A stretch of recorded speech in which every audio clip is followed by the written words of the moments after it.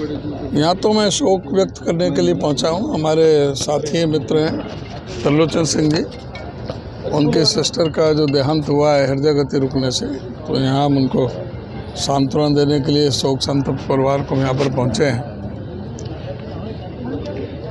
जी sir, संगठन में काफ़ी देरी हो रही है, क्या कारण है? कहीं संगठन में काफ़ी देरी हो रही है। संगठन का देखिए 3 प्रभारी बदल गए 1 साल में। जब भी संगठन बनने को होता है तभी प्रभारी बदल जाते हैं, तो प्रभारी बदलने से उसमें संगठन में देरी हुई। अब जो मौजूदा प्रभारी हैं उसने बहुत गंभीरता से इस संगठन को लिया है। उसने पहले खुद भी सभी लोकसभा क्षेत्रों के लोगों से चर्चा की है, उसके बाद एआईसीसी की टीम भेजी है। वो सारी जो ना उनके पास रिपोर्टें आ रही है, वो सब पे मंथन चल रहा है और उम्मीद है कि बहुत जल्दी 1 हफ्ते में ही आ सकता है संगठन। अजय चौटाला ने कल एक स्टेटमेंट दी है कि कांग्रेस ही आपकी जुत्ती में खीर खा रहे हैं। अजय चौटाला को तकलीफ है, अब इनका बिल्कुल सुपड़ा साफ होने जा रहा है। इनका जो क्रेडिबिलिटी, जो विश्वसनीयता थी, वो ख़त्म हो चुकी है। ये जहाँ जमुना पार कर रहे थे, वो पीछे दोनों यार बन गए। जो बीजेपी के खिलाफ बात कर रहे थे, फिर वो बीजेपी की शरण में चले गए। आज बीजेपी के पास इनका पूरा काला चिट्ठा इनके पास है। जितने भी घोटाले इस प्रदेश के अंदर हुए हैं, चाहे वो रजिस्ट्री घोटाला है, शराब घोटाला है, धान घोटाला है, ये खनन घोटाला है, उसमें सब में इन्हीं का हाथ है। यही इनकी सरपरस्ती में सारे चल रहे थे। एसआईटी बनी, किसी की रिपोर्ट नहीं आई। वो फिल्म देखिए आज का एमएलए रामोता, उस तरह से इनकी जो फाइल रखी हुई है, इनकी हिम्मत नहीं है कि ये बीजेपी के खिलाफ अब कोई शब्द बोल जाए। जो सुखपाल खैरा की जो गिरफ्तारी है उसको कैसे देखते हैं? जो शिकायत हुई थी प्रभारियों की, जो यहाँ पर ऑब्जर्वर आए थे, उस मामले में क्या हुआ? नहीं, जो चीज़ है वो सारा संज्ञान में है, हाईकमान के संज्ञान में है। जो एआईसीसी कोऑर्डिनेटर जो लगे थे, जो कि प्रदेश से बाहर के थे सभी, उन्होंने अपनी अपनी रिपोर्ट दे दी हैं। मंथन चल रहा है। हमारा संगठन बहुत जल्दी, उम्मीद कर रहे हैं कि 1 हफ्ते में आ जाएगा। तो कैसे देखते हैं सर? और आप? वो तो राजनीतिक गिरफ्तारी है। कोई 2015 का कोई मामले को लेकर के एक राजनीतिक दुर्भावना के साथ जो ये हुआ है, और उसका पार्टी और हमारे जो साथ में है सुखपाल खैरा। मणिपुर में हिंसा नहीं रुक रही है सर, लगातार बढ़ती जा रही है। मणिपुर में तो सरकार का एक वो था ना कि रोम जल रहा था और नीरो बंसी बजा रहा था, वही चरितार्थ यहाँ होती है। मस्तराम मस्ती में, आग लगो बस्ती में। तो यही हालत बना रखी है। नरेंद्र मोदी जी ने आज कितने 3 मई से चल रहा है मामला मणिपुर का, आज तक भी मणिपुर का कहीं ना दौरा किया, ना मणिपुर के बारे में चिंतन किया। रोज़ चुनावी सभाएं कर रहे हैं, लेकिन मणिपुर जो एक हमारे देश का एक अंग है, उसको जिस तरह से बिसाड़ दिया है, जिस तरह से उसकी तरफ इग्नोर कर दिया है, यह बहुत ही दुखदाई है। अभी रोज़ हिंसा हो रही है, रोज़ वहाँ पर लोग मारे जा रहे हैं, महिलाओं के साथ दुर्व्यवहार हो रहा है।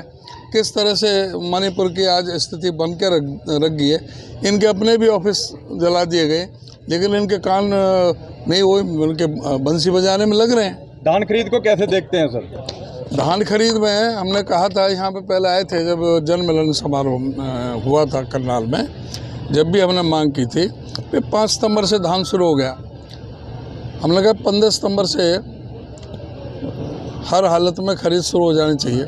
इन्होंने 20 सितंबर की कही, और वो अभी तक भी धान के जब धान बिकलेगा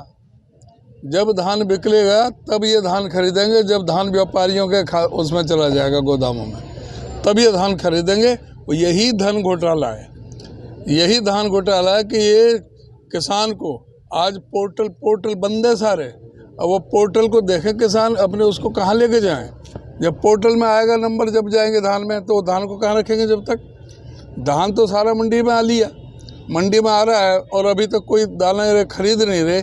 इससे पता लगता है कि कितने किसान विरोधी हैं और किस तरह से सिर्फ ड्रामा रच रहे हैं कि हम जब खरीदेंगे। क्यों खरीदेंगे? जब फसल खत्म हो जाएगी, जब खत्म है।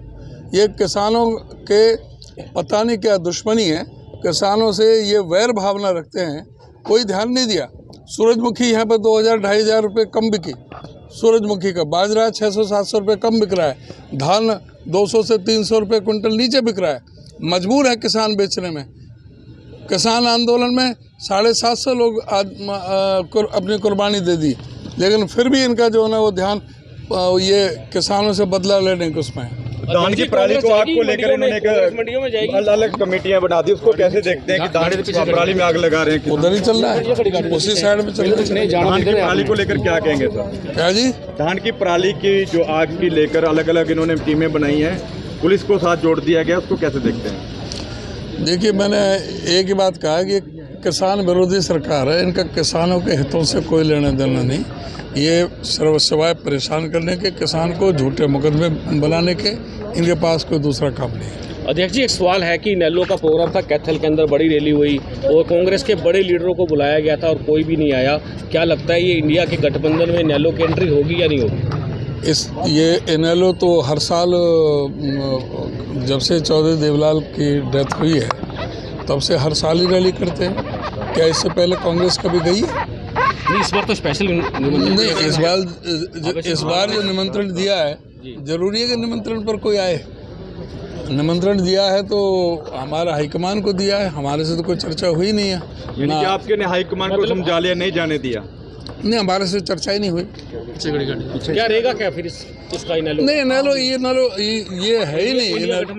इनेलो का कहीं अस्तित्व ही नहीं है। अब ये तो हमें अपने हाईकमान को बताना है ना कि ये वही इनेलो है जो भी आज तक कभी कांग्रेस का साथ नहीं दिया, हमेशा बीजेपी का साथ दिया है। इस टेन्योर में भी राष्ट्रपति के चुनाव में बीजेपी को वोट दी, उपराष्ट्रपति के चुनाव में बीजेपी को वोट दी, राज्यसभा के एमपी का जो चुनाव था उसमें बीजेपी को वोट दी। ये कभी कांग्रेस के साथ हो ही नहीं सकते। वोट बीजेपी को देते हैं। बीजेपी की दोनों चाचा भतीजे एक हो गए बीजेपी को वोट देने के लिए। ये हमेशा ये बीजेपी की ही बी टीम है और इनका कांग्रेस से कभी लेना देना नहीं रहा। ये तो अब कांग्रेस की जो हवा चल रही है उसका फ़ायदा उठा करके कुछ सीट अर्जित करना चाहते हैं, उसमें कामयाब नहीं हो सकते।